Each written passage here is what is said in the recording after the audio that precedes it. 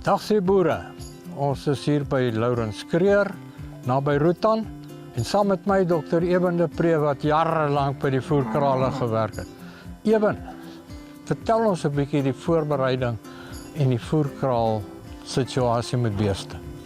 Goed, belangrik om te weet, as jy 'n voerkraal het, die beeste kom van enige plek in die land af. So hulle kom van verskeie oorde af, kom van verskeie plase af, omgewings, alles speel 'n rol. So jy wil hulle so gou as moontlik skoon maak as hulle by jou kom. So jy dip hulle en jy doseer hulle en jy gee hulle enstowwe. Vertel ons bietjie watter soort enstowwe word gegee. Goed, ons konsentreer meestal op die Clostridialitis en dan natuurlik lamsiekte en miltsiekte is altyd belangrik, want dit is kallertjies wat meestal nog nie geënt was wat daar by jou aankom nie. So ons het 'n enstof wat ons noem Clostrivax B+. Hy het 'n baie wye spektrum en jy kan nog multisom nie ook by hom sit, dan het jy 'n baie wye spektrum. Maar nou moet jy onthou, party kalvers is klein en party is groot.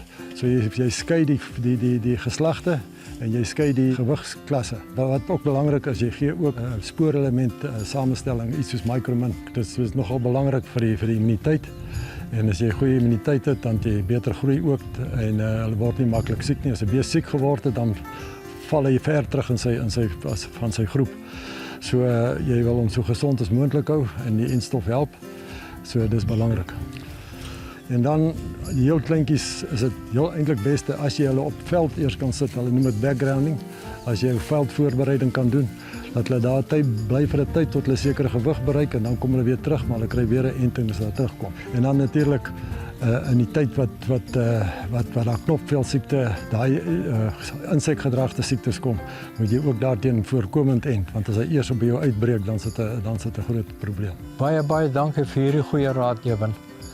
Boere, wees ook net versigtig waar jy jou diere inkoop. Hulle weet van die back and closure uitbreke wat gebeur. So kyk mooi na julle diere. Lekker boer.